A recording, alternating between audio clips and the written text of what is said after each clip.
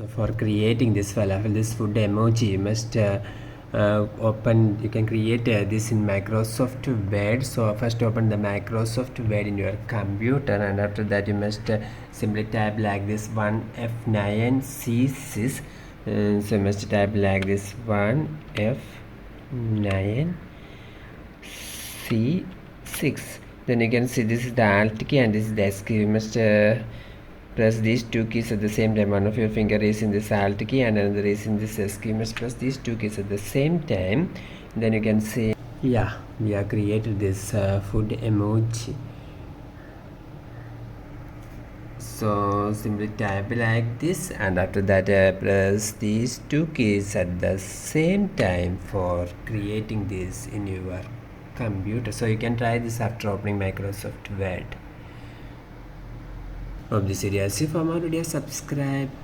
Thank you.